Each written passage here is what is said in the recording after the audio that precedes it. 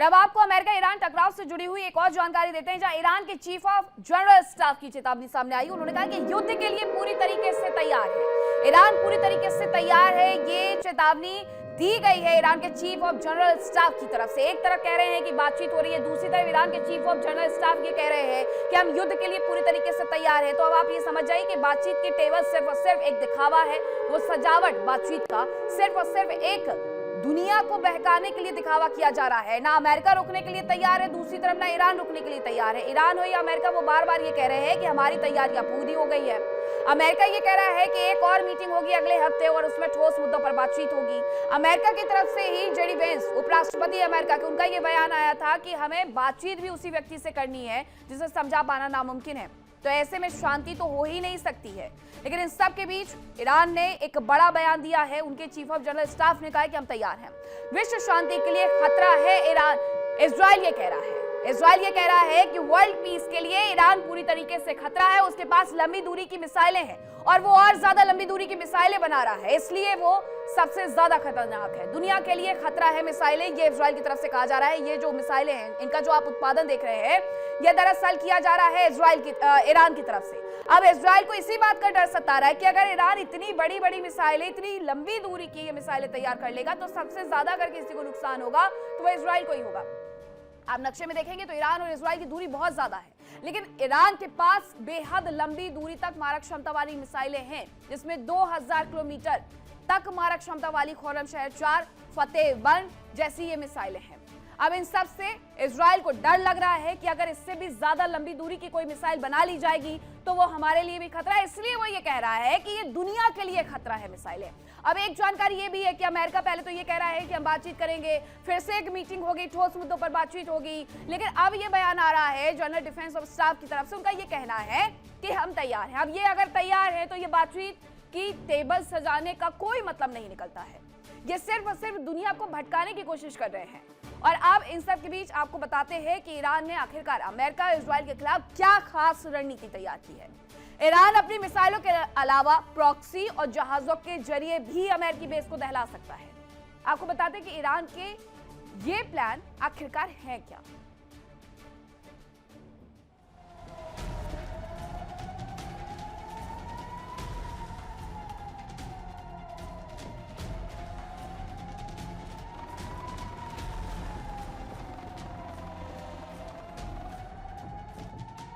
Iran ने पलटवार की तैयारी की।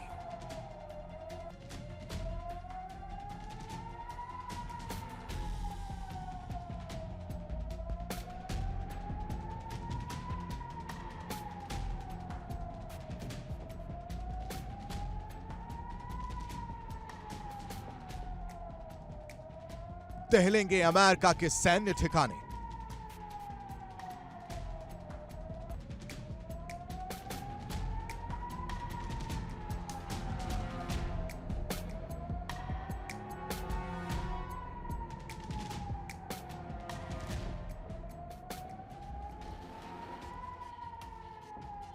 मस्कट वार्ता के बेनतीजा रहने के बाद से आशंका जताई जा रही थी कि अमेरिका ईरान पर हमला करेगा, और अब ईरान ने परमाणु कार्यक्रम नहीं रोकने का ऐलान करके इस आशंका को और पुख्ता कर दिया है। हालांकि ईरान का दावा है कि उसका परमाणु कार्यक्रम शांतिपूर्ण कार्यों के लिए होगा, लेकिन अमेरिका को उस पर भरोसा नहीं है।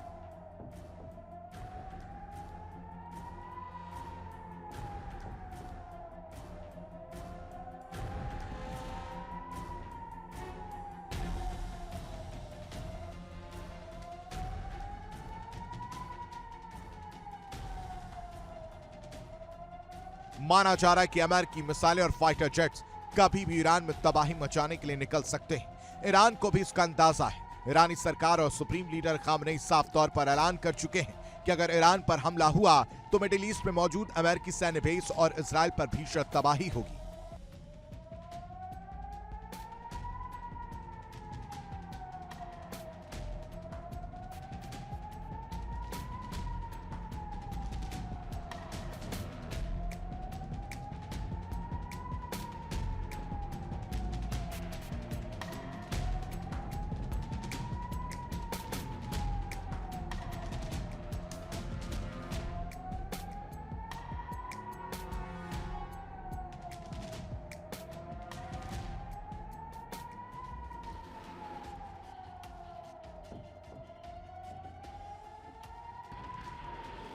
मिडिल ईस्ट में मौजूद अमेरिका के सभी सैन्य बेस ईरान की मिसाइलों की रेंज में है, लिहाजा ईरान अपनी मिसाइल पावर से ही यहां तबाही मचा सकता है।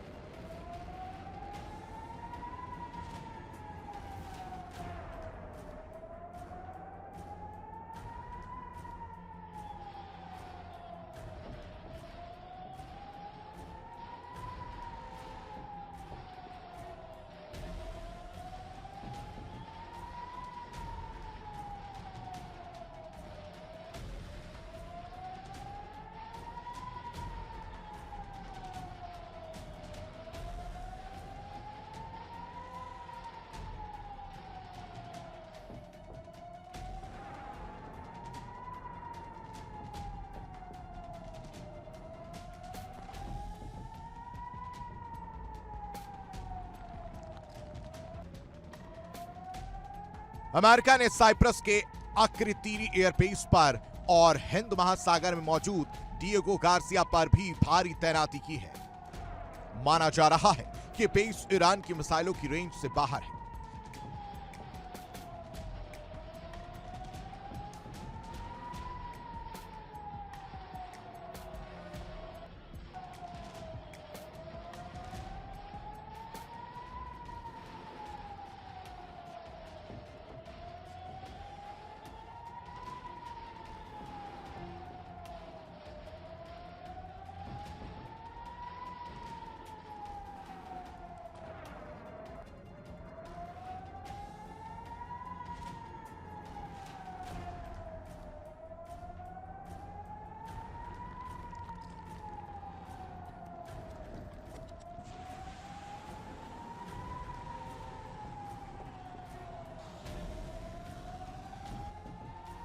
ईरान की मिसाइलों की रेंज 2000 किलोमीटर तक है, जबकि साइप्रस का अक्रोतीरी एयरबेस और डिएगो गार्सिया बेस दोनों ईरान से काफी दूर हैं। ऐसे में इन्हें काफी सुरक्षित माना जा रहा है।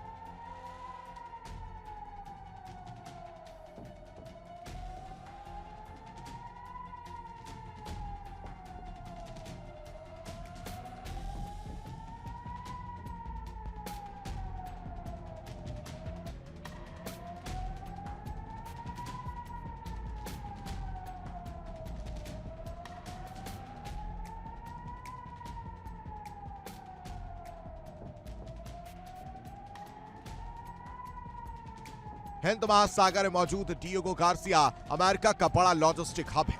यहां से मिडिल ईस्ट के अलावा हिंद और प्रशांत क्षेत्र में भी ऑपरेशन चलाया जा सकता है। यहां पर अमेरिका के B-2 और B-52 बॉम्बर के अलावा रिफ्यूलिंग टैंकर मौजूद है। इनके अलावा अमेरिका की परमाणु पनडुब्बियां भी यहां से ऑपरेट करती हैं, जबकि साइप्रस के अक्रोतीरी एयरबेस पर भी F-35B फाइटर जेट्स तैनात हैं। इनके अलावा ब्रिटेन के टाइफून फाइटर जेट्स और वॉयेजर रिफ्यूलिंग विमान भी यहां मौजूद हैं।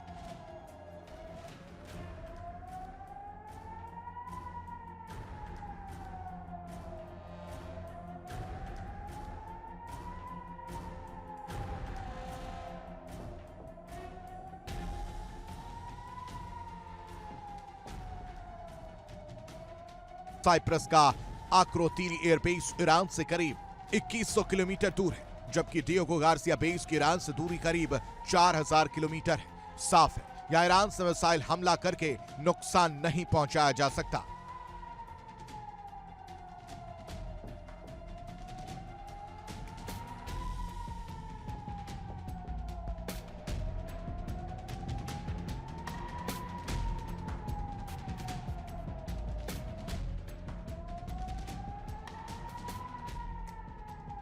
ईरान ने दोनों ही सैन्य ठिकानों पर हमले के लिए कंटेनर जहाजों का इस्तेमाल कर सकता है। दरअसल कंटेनर जहाजों पर आमतौर पर नेवी का ध्यान नहीं जाता है। खबरों के मुताबिक ईरान ने कई कंटेनर जहाजों पर मौजूद कंटेनर्स में मिसाइल लॉन्चर्स लगा रखे हैं, जिनसे मिसाइलें दागी जा सकती हैं।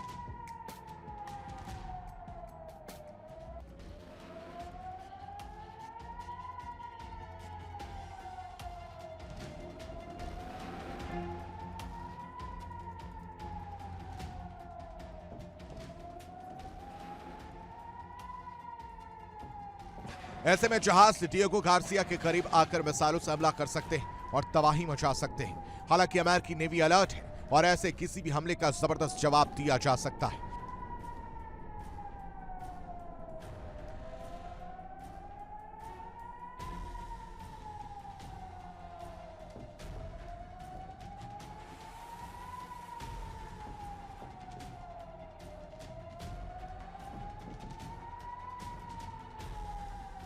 उधर साइप्रस पर हमले के लिए ईरान प्रॉक्सी संगठनों का इस्तेमाल कर सकता है। मिडिल ईस्ट में ईरान के कई प्रॉक्सी संगठन मौजूद हैं। इन संगठनों के लोग ही साइप्रस के आक्रोतिरी बेस पर मिसाइलों से हमले कर सकते हैं।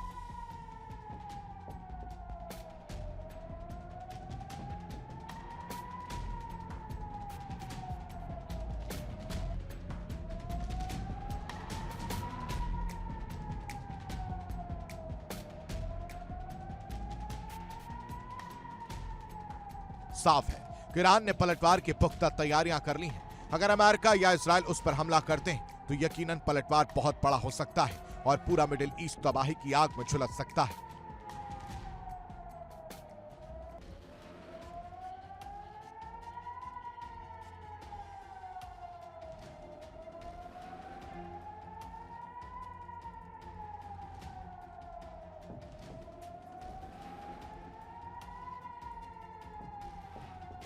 Bureau report, India daily.